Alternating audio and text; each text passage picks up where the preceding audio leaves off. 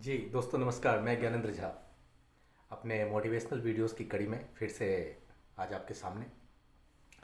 तो कुछ मेरे कलीग्स ने, सबॉर्डिनेट्स ने मुझसे पूछा कि सर आप कहानियों के माध्यम से हमें बताते हैं, हम समझ जाते हैं और अच्छा भी लगता है, लेकिन क्या यह संदेश लोगों तक किस तरीके से जाता होगा, कभी आपने इसका सोचा? तो मैंने उसको कहा कि देखो, जीवन में प्रेरणादायक चीज़ें जो होती है ना, वह कहीं से भी लिया जा सकता है। ज़रूरी नहीं कि मैं ही बोलूँ। मेरे जैसे असंख्य लोग होंगे, अनगिनत लोग होंगे जिनकी बातें, जो अच्छी अच्छी बातें समाज में या लोगों तक पहुंचाते होंगे। जीवन में प्रेरणादायक शब्दों का, प्रेरणादायक बातों का, प्रेरणादायक कहानियों का अपना एक अलग ही महत्व होता है। जीवन में अक्सर ऐसे क्षण आते हैं जब हम स्वयं को निराशा के भंवर में फंसे हुए पाते हैं। तो ऐसे में किसी के बोले गए कोई भी शब्द, प्रेरक वाक्य, प्रेरक शब्द या कहीं लिखे गए प्रेरक चीज़ें या प्रेरणादायक कहानियाँ हमें उस निराशा के भंवर से बाहर निकाल कर नए जोश का संचार कर देती है। तो चलिए आज अपने उसी एक सबॉर्डिनेट्स के लिए मैं, उसने कहा कि सर मैं थक जाता हूँ, मैं समझ नहीं पाता हूँ कि मुझे क्या करना चाहिए आगे। जो है मैं कुछ सोच ही नहीं पाता हूँ। मैं प्रयास करता तो हूँ लेकिन मैं समझ नहीं पाता हूँ। मैंने उसको कहा कि तुम प्रयास करते हो, लेकिन क्या तुमने उस काम के लिए आखिरी प्रयास किया? तुमने पहल तो किया लेकिन आखिरी प्रयास नहीं किया। अगर तुम आखिरी प्रयास करते उस काम को संपन्न करने के लिए, तो वह काम संपन्न हो ही जाता। तो मैं आखिरी प्रयास पे ही आपसे एक बात करता हूँ। तो चलिए एक छोटी सी कहानी के माध्यम से। एक समय की बात है, एक राज्य में एक राजा राज्य करता था।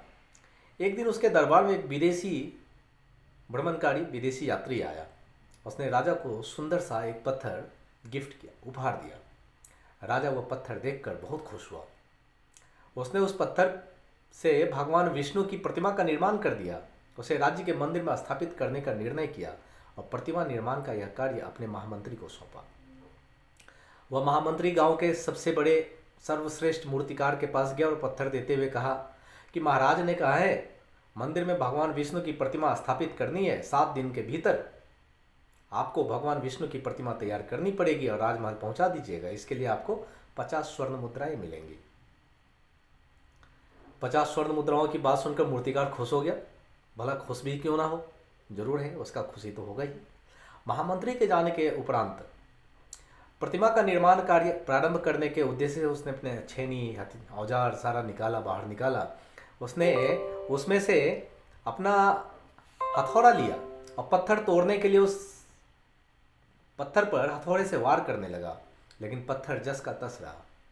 मूर्तिकार ने हथौड़े से कई वार किए, पत्थर तोड़ने की कई कोशिश किया, लेकिन पत्थर नहीं का नहीं टूटा। 50 बार प्रयास करने के बाद जब वो असफल रहा, थक हार कर मूर्तिकार बैठ गया। अचानक वो सोचता है, नहीं, एक बार अंतिम प्रयास करता हूँ। उसने उसी उद्देश्य से हथौड़ा उठाया, लेकिन यह सोचकर कि हथौड़े पर प्रहार करने से पहले उसने अपने हाथ खींच लिए कि भाई जब 50 बार हथौड़ा मारने के बाद भी यह पत्थर नहीं टूटेगा, तब क्या टूटेगा।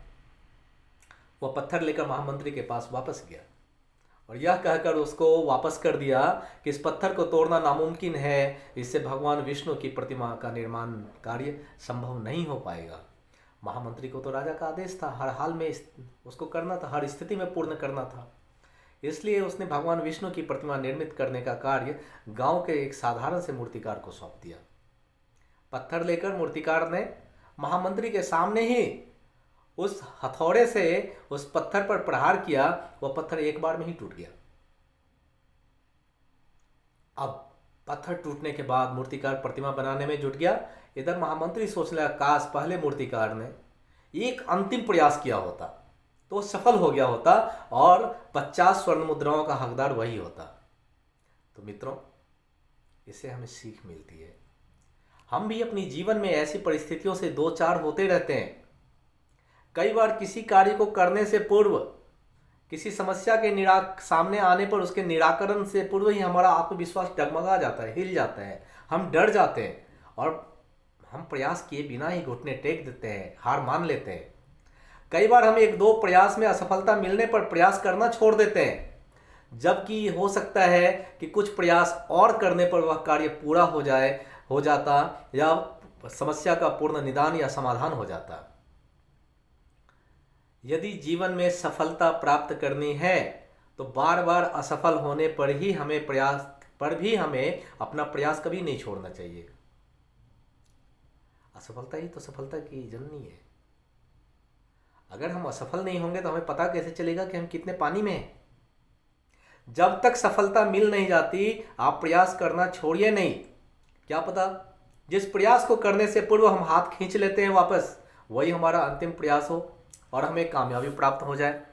तो आज मोटिवेशनल वीडियोस में हमने आखिरी प्रयास, सफलता के लिए हमें अंतिम प्रयास तक प्रयास करते रहना चाहिए, इसी संदेश के साथ मैं विदा लेता हूँ। धन्यवाद।